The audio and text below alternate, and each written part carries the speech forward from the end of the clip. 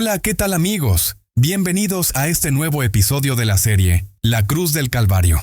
Hoy estamos muy contentos de conectarnos nuevamente con ustedes para compartirles otras verdades eternas que nos llevan a los pies de Cristo. Y deseamos con todo el corazón que el cielo nos siga tocando por medio del Espíritu Santo, porque después de lo vivido en el tema anterior, la cruz y el alma, de verdad que quedamos profundamente conmovidos. Definitivamente, mi hermana, eso fue como mirar de frente lo que realmente ocurrió en el Monte Calvario. Fue como ver a Cristo sufrir en cuerpo y alma por nuestros pecados. Y eso sí que no es cualquier cosa. Para que lo sepa, mi hermano, sin lugar a dudas, el amor de Dios es tan inexplicable como real. Es tan maravilloso como poderoso. Y por eso este nuevo tema, el de la cruz y el bautismo, es una continuación muy necesaria. Por supuesto que sí, Elena. Porque si Cristo se bebió la copa de la salvación hasta lo último, entonces nosotros no podemos seguir aquí jugando de salsa. ¿Qué va? Ya estuvo mi hermana. Ya lo sabe mi hermano. Por eso le pido a Dios para que hoy nos ayude a examinar estas enseñanzas bíblicas, no para discutirlas, sino para abrazarlas, para vivirlas y para compartirlas con todos aquellos que estén a nuestro alcance. Así que no se desconecte, más bien quédese con nosotros, porque lo que el cielo quiere revelarnos hoy podría ser justamente lo que su alma necesita. Partiendo del hecho de que en este tema número 4 de la serie, vamos a enfocarnos específicamente en esa entrega suprema que hizo Cristo en la cruz, y lo que eso significa para cada uno de nosotros. Y qué mejor manera de iniciar con este tema, mi hermano, si no es leyendo lo que está registrado en Juan capítulo 18, versículo 11, donde Cristo dice, «La copa que el Padre me ha dado, ¿no la he de beber?» ¡Oh, wow! Esa frase lo dice todo, Elena, porque eso es obediencia absoluta de parte de Cristo hacia su Padre. Esa es una frase poderosa y muy decisiva, porque ahí Cristo no estaba huyendo del sufrimiento, sino que, como quien dice, le estaba poniendo el pecho a las balas, porque lo que hizo ahí no fue un acto de resignación, sino que fue el acto más sublime de sumisión y de fidelidad en la historia del universo. Estoy frisado, mi hermana. Y la forma como lo hizo nos dio cátedra, mi hermano, porque aunque Pedro quiso ayudarlo y supuestamente defenderlo con la espada, Cristo sabía que la verdadera batalla no se ganaba con la espada sino con obediencia. Y por eso con firmeza y con amor Cristo le dijo, «Mete tu espada en la vaina», y luego añadió, «La copa que el Padre me ha dado, ¿no la he de beber?» ¡Ay, mi madre! ¡Qué limpia! Porque tenemos que entender que esa copa no venía de Roma, ni de los sacerdotes, ni de Judas, ni del diablo, sino que esa copa venía directamente del trono del Padre Celestial. ¡Qué tremendo, mi hermano! Porque aunque esa copa estaba llena de juicio, llena de ira, llena de angustia, llena de abandono, y llena de la mismísima muerte segunda, Cristo no la rechazó. Más bien se la tomó todita toda por amor a nosotros. Y mi hermana, Él no dejó ni una sola gota en la copa, porque entendía que de esa copa dependía el destino eterno de la humanidad. ¡Qué obediencia! ¡Qué entrega! ¡Qué maneras! Eso sí que es amor sin medida. Bendito sea el nombre de Dios, hermana Elena, porque Cristo se tomó toda la copa por usted, por mí, y por todos, porque como dice el Salmo capítulo 116, versículo 13, «Tomaré la copa de la salvación, e invocaré el nombre de Jehová». Y eso fue exactamente lo que hizo Cristo en el Getsemaní. Y después en el Calvario, se tomó toda la copa de la salvación, para que tú y yo hoy podamos invocar su nombre y ser salvos. Pero ¿sabe una cosa, mi hermana Elena? Hay algo fascinante, profundo y glorioso, que Cristo declara en este mismo contexto, que se encuentra en Mateo capítulo 20, versículo 22. Y es lo siguiente: ¿podéis beber del vaso que yo he de beber, y ser bautizados con el bautismo con que yo soy bautizado? Vaya la máquina, mi hermano. Qué pregunta más retadora y tan llena de misterio divino. ¿Será que usted vio lo que yo vi? Porque me pareció que Cristo está comparando la copa que le dio a beber su Padre con el bautismo. ¿Será posible eso, hermano? ¿O es que me estoy saliendo completamente del contexto? No, mi hermana, para nada. Usted no se ha salido del contexto. Más bien está bien conectada con el Espíritu Santo, para que lo sepa, porque el texto es clarísimo. Cristo está uniendo su experiencia de beber la copa con un tipo de bautismo completamente distinto al que tuvo en el río Jordán. O sea que Cristo no se está refiriendo al momento cuando fue bautizado en el río Jordán por Juan el Bautista, sino a algo mucho más profundo, mucho más pesado y mucho más desgarrador. Exactamente, mi hermana. Este bautismo tiene que ver con su experiencia al ser sumergido en el dolor supremo del lago de fuego, en la agonía infinita del infierno y en el juicio total del cielo por medio de la muerte segunda. ¡Ay, no! Eso no puede ser, mi hermano Jaime. Eso sí que está fuerte, porque nunca había visto que el bautismo también se puede aplicar a una experiencia de juicio, de fuego y de condenación. Ahora sí que se me paró la peluca. Así mismo es la cosa, mi hermana. Y Cristo lo sabía perfectamente. Él sabía que sería sumergido, pero no en un río de agua, sino en un lago de fuego, en las llamas justas de la ira santa de Dios su Padre. Y aún así, Cristo, con faja y pantalón, dijo: «Presente, para esta hora he llegado». ¡Qué obediencia más valiente y qué amor más incomprensible! Cristo aceptó voluntariamente ser bautizado en la muerte más temida, todo por amor a nosotros. Estoy sin palabras. Y ahora mire esto, mi hermana, porque para que no nos quedara ni la más mínima duda, Cristo mismo lo confirma en Lucas capítulo 12, versículo 50, donde dice: «De un bautismo tengo que ser bautizado, y cómo me angustio hasta que se cumpla». Mi hermana Elena, anote en su libreta este principio que le voy a compartir, que estoy seguro le va a ser muy útil en sus futuras investigaciones bíblicas. Está bien, hermano. Solo dame un momento. Ahora sí, listo. ¿Y cuál es el principio, mi hermano? Pues que la Biblia se estudia por contextos, y entonces una misma palabra puede significar cosas distintas dependiendo de su contexto. ¡Qué bendición, mi hermano! ¿A qué se refiere con qué bendición, hermana Elena? Pues a eso que me acabas de explicar, sobre el principio de estudiar la Biblia por contextos. Porque, por ejemplo, hasta el día de hoy, cada vez que yo leía en la Biblia la palabra bautismo, de una vez yo pensaba en agua, en almas convertidas, en campañas evangelísticas. Pero en este caso, el contexto es completamente diferente. Aquí no se trata del bautismo en el río Jordán, sino el de la experiencia en el lago de fuego.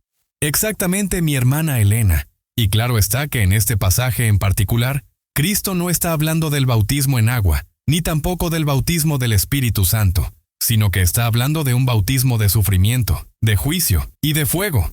Y precisamente por eso es que aquí en KWM Internacional, nosotros nos gloriamos en la cruz de Cristo, porque sin esa muerte en la cruz del Calvario, estaríamos completamente perdidos. Ay, sí, mi hermano. Tienes toda la boca llena de razón. Y ahora entiendo mejor el texto cuando Cristo dijo: «Cómo me angustio hasta que se cumpla». Y esa palabra, angustio, no es poesía ni algo simbólico. Es una referencia a un sufrimiento real, donde se le despedaza el cuerpo, se le destroza el alma y se le parte el corazón. Ahora sí lo veo claro, mi hermano. Para que lo sepa, hermana Elena, porque ese bautismo fue fuego ardiente, fue juicio sin anestesia, y fue palo y candela. Y lo que más me impacta es saber que Cristo lo aceptó todo de forma voluntaria, porque estaba enfocado y ocupado en salvarnos de nuestros pecados.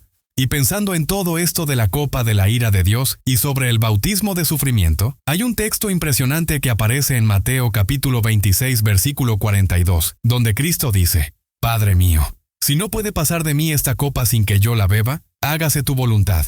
¡Qué escena tan estremecedora, mi hermano Jaime! Porque aquí no estamos viendo a un Cristo indiferente que funciona en automático. ¿Qué va? Estamos viendo la humanidad del Hijo de Dios siendo sacudida hasta lo sumo, sudando gotas de sangre, con la carne temblando y el alma desgarrada. Así es, mi hermana. Ahí no hay teatro, ni simbolismo barato. Lo que hay es un corazón roto, una mente torturada y una voluntad luchando entre el deseo de escapar y el llamado a obedecer. Eso es lo que estaba sucediendo en el jardín de Getsemaní. Y con razón, el texto menciona que Cristo fue y oró por segunda vez, para que entendamos que fueron varias las oraciones que salieron de los labios de nuestro Redentor, mostrando una clara faceta de su humanidad, mientras sentía en carne y hueso, en su cuerpo y en su alma, lo que era enfrentar la ira de Dios su Padre. Y qué tremendo, mi hermana, porque como dice el refrán, del dicho al hecho hay mucho trecho, porque aunque Cristo ya había dicho que se tomaría la copa de nuestra salvación, finalmente cuando la tuvo en la mano, y sintió el calor del juicio eterno en su alma, su humanidad se tambaleó en su máxima expresión, porque eso no era un trago simbólico, sino que era la justicia de Dios el Padre en solución líquida. Y claro, como no existía otra alternativa, o sea, un plan diferente, donde él pudiera pasar por alto el tener que beber esa copa tan amarga. Entonces, Cristo decidió someterse a la voluntad de su Padre y seguir adelante como poderoso gigante, venciendo y para vencer, en perfecta obediencia al plan de redención. ¡Qué tremendo! Por eso y muchas cosas más. Cristo es mi héroe, hermana Elena, y con todas mis fuerzas yo quiero ser como Él, porque aunque su obediencia fue probada severamente en el horno de la aflicción, aunque todo su ser temblaba por dentro, y aunque su alma estaba totalmente destrozada, aún así declaró: «Hágase tu voluntad», porque estaba pensando en salvarnos a nosotros. Ay, hermano Jaime, ¿sabe qué? Le soy muy honesta, estoy impactada. Y esto nos deja a toditicos sin excusas, porque si Cristo con nuestra misma humanidad no se paniqueó ni se achicopaló, ¿quiénes somos nosotros para vivir con tanta tibieza espiritual? Nada que ver, hermana Elena, porque jugando de salsa no se llega al cielo. Y si Cristo fue tentado en todo como nosotros, pero sin pecado, entonces nosotros también podemos vencer el pecado por el poder divino de Cristo. Porque si no es así, es mentira. Que Dios nos ayude, mi hermano, porque de verdad necesitamos no solamente aprender a confesar nuestros pecados, sino también vencerlos y abandonarlos por el poder divino de Cristo Jesús. Y hablando precisamente sobre esa determinación inquebrantable del Padre, hay un detalle que aparece en el libro de Hebreos capítulo 9, versículo 26, que dice lo siguiente: «Ahora, en la consumación de los siglos, se presentó una vez para siempre por el sacrificio de sí mismo para quitar de en medio el pecado». Ok, ahí está, clarito como el agua, porque Dios el Padre sabía que no había otra opción. Él sabía que el pecado no se elimina con promesas, ni se borra con apariencias religiosas, sino que se arranca de la raíz con el sacrificio real, crudo, sangriento y perfecto, del Cordero de Dios que quita el pecado del mundo. Definitivamente, mi hermano. Por eso, Cristo se bebía toda la copa y se sumergía en ese bautismo de fuego, o la humanidad entera se perdía. Está conectada mi hermana, porque si Cristo no se entregaba como sacrificio vivo, santo, puro y sin mancha, todos nosotros nos íbamos derechito al lago de fuego. Por eso el texto dice claramente, hablando de la muerte de Cristo: se presentó una vez para siempre, por el sacrificio de sí mismo, para quitar de en medio el pecado. Esa es la puritica y franca verdad, mi hermano, sin rodeos y sin anestesia, porque ningún ángel podía ocupar su lugar, ningún ser creado podía pagar esa deuda, solo Cristo, el amado Hijo de Dios, podía cargar con el peso de toda nuestra maldad. Vaya la máquina, mi hermana. Qué fuerte y qué glorioso a la misma vez. Porque aunque el cielo sangraba, el Padre no se retractó, no porque fuera cruel, sino porque entendía que solo de esa manera podía abrirse el camino de regreso al cielo para nosotros. Exactamente, mi hermano, porque aunque Dios el Padre jamás hizo tregua con el pecado, sí estuvo dispuesto a entregar lo más sagrado que tenía, para cargarlo, para vencerlo y para borrarlo para siempre, lo que fuera necesario con tal de rescatarnos. Eso no es amor de telenovela, es amor de eternidad. Óigame, mi hermana, qué impactante esa declaración donde mencionas que el Padre estaba dispuesto a lo que fuera necesario, con tal de poder rescatarnos. Eso sí que me motiva, porque la piñata no está nada fácil. Y por cierto, mi hermana, hay un texto interesante que presenta el estado físico de nuestro Redentor, cuando Él colgaba en la cruz, y ese se encuentra en el Salmo capítulo 22, versículo 17, y dice así: «Contar puedo todos mis huesos. Entre tanto, ellos me miran y me observan. Y créame, mi hermana, eso no es poesía. Más bien es profecía cumplida al pie de la letra, a la ley y al testimonio». Pérez, hermano Jaime. ¿Es en serio lo que está diciendo? Tan deteriorado, tan desfigurado, tan desbaratado estaba mi Señor. Entonces, si el texto dice que podían contar todos sus huesos, significa que Cristo estaba completamente deshidratado, desnutrido y hasta irreconocible, ¿cierto? Pues déjeme decirle, mi hermana, que estás en lo cierto, y eso no se lo reveló carne ni sangre, porque Cristo estaba tan desgastado, tan consumido, tan descompuesto físicamente, que los que lo miraban desde abajo podían ver cómo sus costillas se marcaban una por una. Era un espectáculo de dolor viviente. ¡Ay, mi madre! Me puedo morir. O sea que los infelices podían ver, y podían contar cada hueso que sobresalía en su cuerpo lacerado. ¡Ay, hermano Jaime! ¡Qué cuadro más devastador! Esto no se parece a nada que yo haya escuchado antes. Así mismo es mi hermana, y no era solo por el ayuno forzado o la falta de agua. Era por las consecuencias físicas de cargar el pecado del mundo, y por los efectos espirituales de beber la copa de la ira de Dios. Trago a trago, sorbo a sorbo, gota a gota, se lo bebió todo Elena, la copa que tú y yo merecíamos beber. No me diga eso, hermano. ¡Qué tirá! ¡Qué tormento tan cruel! ¡Qué escena tan brutal! Siento como si me estuvieran desgarrando el alma. Siento como que me arde el pecho, porque entre más Cristo bebía esa copa, más se debilitaba y más se moría. ¡Ay no! Y todo por amor a mí. Eso fue exactamente lo que sucedió, Elena, y prueba de eso es que ni siquiera pudo cargar su cruz hasta el monte Calvario, porque su fuerza corporal ya no daba más, y fue necesario que obligaran a Simón de Cirene a ayudarlo, porque Cristo estaba totalmente acabado. ¡Ay, Dios mío! Esto me parte el corazón. Yo no sabía todo esto, Jaime. De verdad. Yo no sabía que Cristo había sufrido tanto por mí, para llegar a entender hoy que el Hijo de Dios fue desfigurado hasta ese punto. ¿En serio? Y todo eso por mí, que tantas veces he sido indiferente. Uf, esto sí que está fuerte. Me llegó mi hermano. La verdad, mi hermana, yo no sé ni qué decir, porque todo esto me ha volado la cabeza. Porque en vez de que Cristo se bajara de la cruz y se librara de ese dolor, Él decidió quedarse allí, muriendo poco a poco, lentamente, siendo en todo momento un espectáculo delante del universo del amor de Dios por nosotros, escrito con sangre. ¿Que si un espectáculo, hermano? Eso fue un espectáculo y medio. Porque imagínese que en el libro de Isaías, capítulo 52, versículo 14, agrega lo siguiente, hablando de ese mismo espectáculo. Como se asombraron de ti muchos. De tal manera fue desfigurado de los hombres su parecer y su hermosura más que la de los hijos de los hombres. ¿No te digo yo? Ahí está espectáculo y medio. ¡Oh, rayos! Es que de verdad que lo dejaron irreconocible, tan golpeado, tan desfigurado, tan despedazado, tanto por dentro como por fuera, que su rostro ya no parecía el de un ser humano. Y los que lo miraban desde abajo de la cruz quedaban paralizados del espanto. Di ahí sí, mi hermano. Con razón se asombraban y se espantaban. ¿No ve usted que el texto lo describe en un estado físico extremadamente humillante? Tan trágico, tan grotesco, que no existe otro igual en toda la historia de la humanidad. Es que Cristo fue molido, fue aplastado y fue triturado sin asco, sin contemplaciones y sin misericordia. Eso sí que fue palo y candela, mi hermana.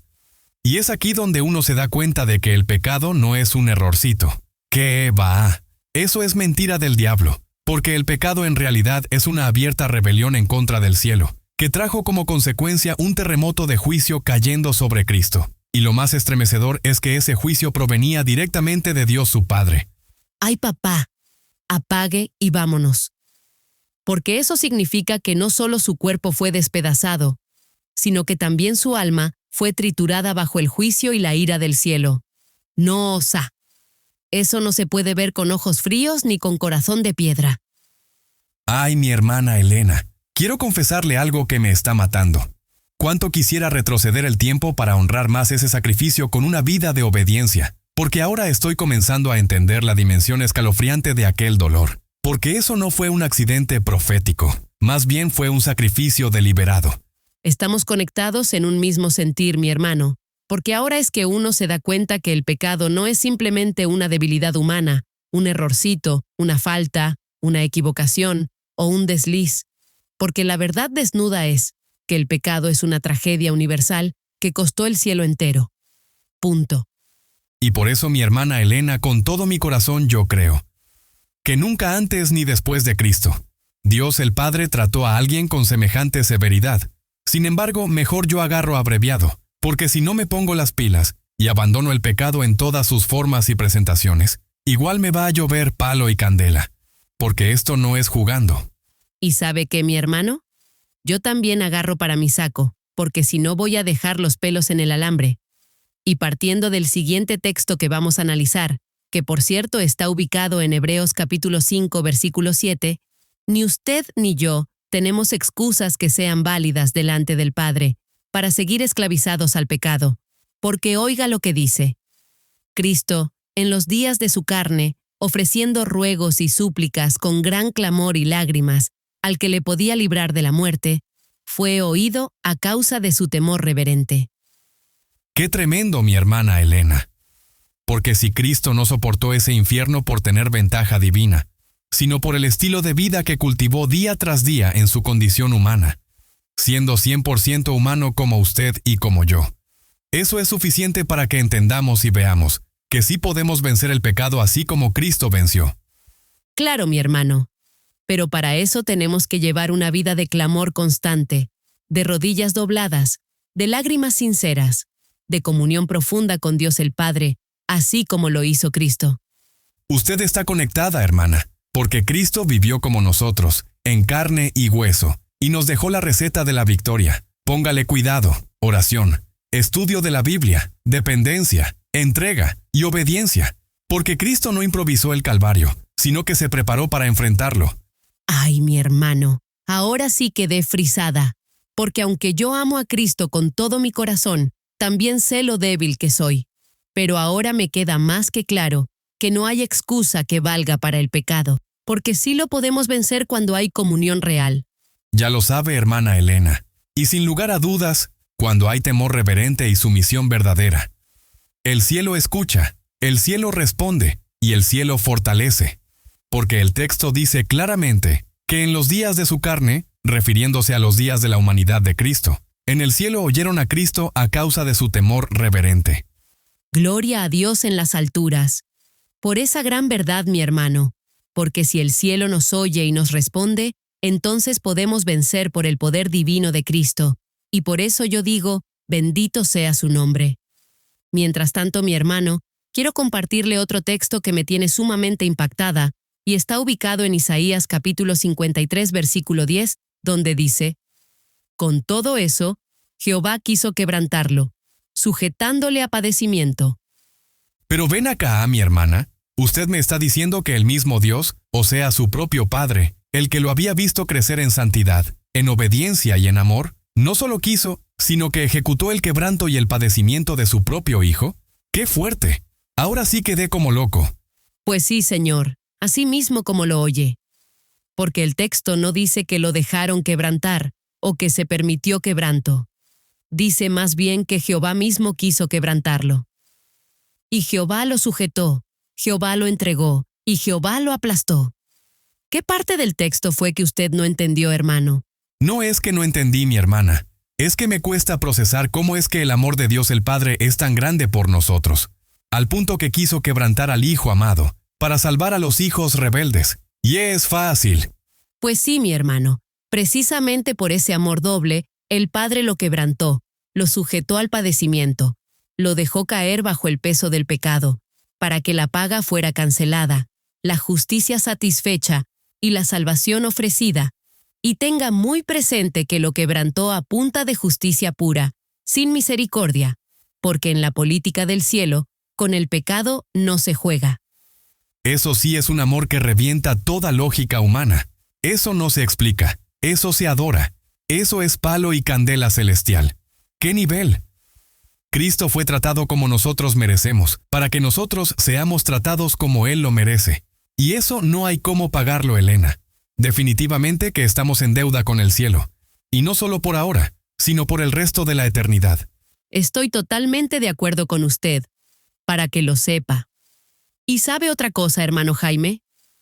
Tristemente, todavía hay cualquier cantidad de personas en el mundo que desconocen sobre los efectos secundarios que sufrió Cristo al tomarse la copa que recibió de Dios su Padre.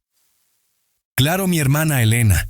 Yo le entiendo perfectamente, porque muchas personas aún no saben que según Filipenses capítulo 2 versículos 6 al 8, Cristo, siendo en forma de Dios, se despojó completamente de su gloria y se hizo 100% humano, y una vez que asumió nuestra naturaleza, decidió ser obediente hasta la muerte, y muerte de cruz.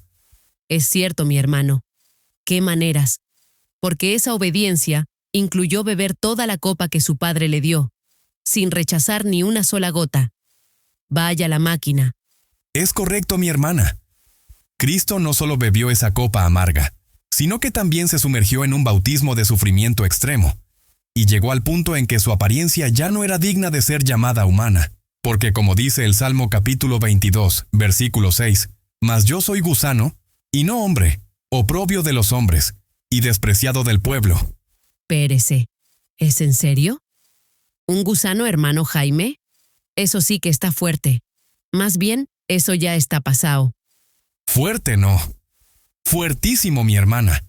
Porque eso significa que a los ojos de los que lo observaban, ya no era un hombre. Era algo que provocaba rechazo, asco, desprecio, repulsión. Y todo eso por culpa suya y mía. ¿Qué le parece, hermana Elena? ¿Qué me parece? Hermano, hasta vergüenza siento de mí misma, por la forma como le he pagado a Cristo. Porque mientras que Él fue desfigurado, humillado, despreciado y transformado en espectáculo de dolor, en un gusano, para que nosotros fuéramos restaurados y redimidos por su sangre. Y yo aquí fresca como una lechuga justificando el pecado, maquillándolo, explicándolo y racionalizándolo. Eso es cierto, mi hermana.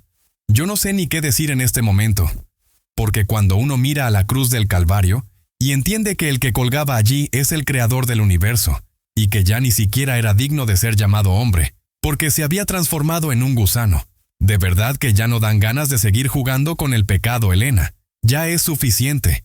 Apague y vámonos.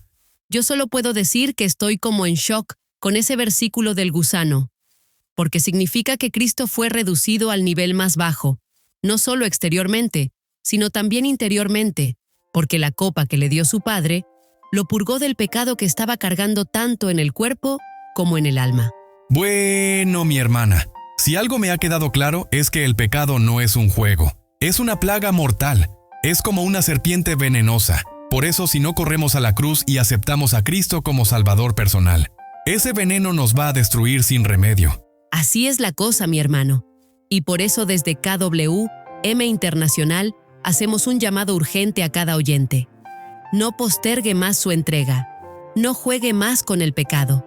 Más bien corra a los pies de Cristo mientras haya esperanza. Ríndase, humíllese, caiga de rodillas y dígale: Señor, ya no quiero más esta vida, ya no quiero seguir ofendiéndote. Es que sí, mi hermano, porque cuando yo veo cómo mi pecado clavó al que más me ama en la cruz, simplemente ya yo no puedo vivir igual, porque la cruz no fue una fábula, sino que fue un campo de batalla real. Claro y sencillo, mi hermana, porque fue en ese campo de batalla que el Cordero fue triturado por nuestra culpa, para que nosotros no seamos aplastados por el juicio eterno. Y este bautismo de dolor y de fuego nos grita cuán grave es el pecado y cuán inmenso es el amor de Dios. Por lo tanto, que el Espíritu Santo les hable al alma, les dé claridad, les aumente la fe y los impulse a buscar a Dios con sinceridad de corazón, para experimentar un cambio radical. Y como la piñata, no está fácil. Mi amigo que me escucha, no se pierda el próximo episodio de la serie que se titula La cruz y la serpiente.